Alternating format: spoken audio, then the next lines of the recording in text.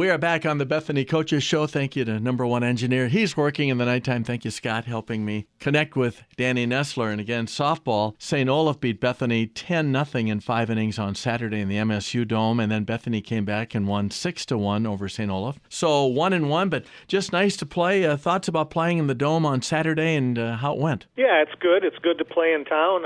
I like the Maverick All Sports Dome. It's a great option for us. It's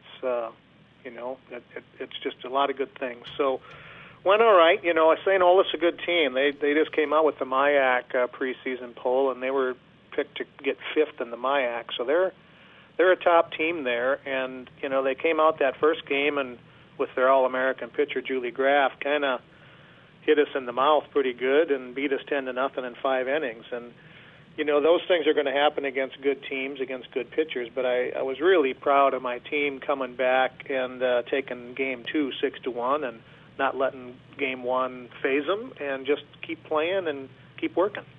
And UMAC Softball Player of the Week. By the way, basketball, I didn't find Lyle.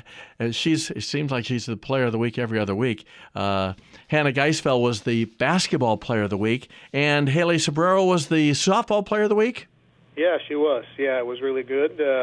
She should have a great year for us. She's just a great kid. She works hard. She's a captain. She understands what we're trying to do. She's a leader, and she wound up going 3 for 4 against St. Olaf that first night. She went 1 for 1 against Julie Graff, the All-American, and she walked twice against her. So she had 3 really good at bats against one of the best pitchers we're going to see all year.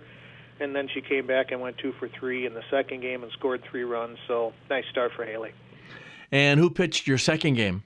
Cassidy Cunningham, transfer from Bottineau, North Dakota Junior College, pitched the second one, and she threw really well. She gave up 9 hits, but she had 3 strikeouts. But her ball was moving really good. She just had a ton of ground ball outs. We made plays. I think she had 7 comebackers, 1 hoppers back to her. So her ball was going down good, and she's just, she was nervous, but I think a lot of our newcomers were nervous. First time out, first new team. Hopefully now everybody settles in and just starts playing softball. Dan Nessler is with us. You'll play St. Ben's Thursday. Tell us about where do you play them, and how about St. Ben's?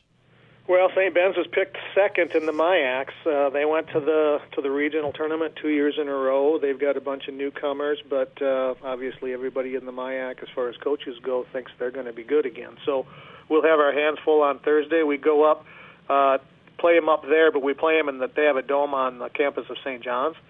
So we'll go up and play them there at 7 and 9 p.m. on Thursday, and then we have a quick turn and come back and play Buena Vista at the MSU Dome again on Saturday. And honestly, Buena Vista might have been about 500 in that American River Conference, but that's a really good conference down in Iowa. And Buena Vista last year had the toughest strength of schedule of anybody we'll play all year this year. So they're pretty battle-tested, too. So I think these next couple days, Thursday, Saturday, will tell us a lot about our kids and the fight that we have in us, and keep grinding and get better. Dan, same time frame, 7 and 9 p.m. on Saturday?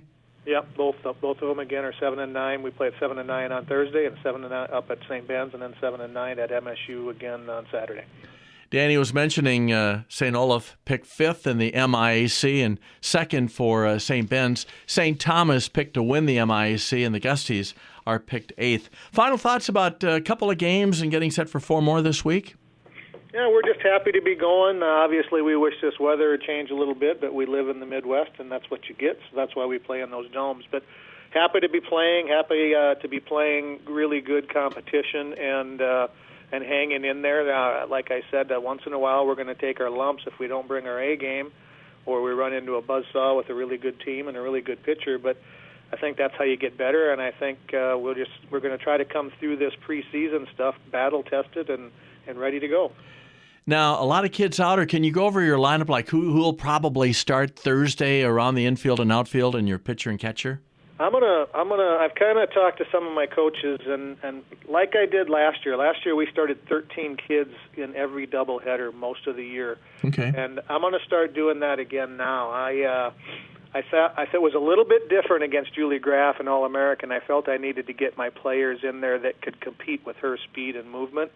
And so I kind of stuck with some of my veteran kids that had seen her before. But as we move forward, I think we need to see what these transfers and these freshmen and everybody can do. So I think there's probably going to be in the next few weeks here, going all the way through Arizona, we're going to start 14 kids in a doubleheader and just let everybody have a chance to get in there, show us what they can do, and then by the time we get back from Arizona, maybe we'll have an idea of what our best lineup is. Sounds good. Danny, good luck Thursday up at St. John's playing St. Ben's, and then Saturday at 7 and 9 Buena Vista at the MSU All Sports Dome. We'll call you next Tuesday, okay? All right. Thanks, Bear. Thank you, Danny. Danny Nessler talking Bethany softball. Michael Dunn next talking indoor track when we come back on the Bethany Coaches Show.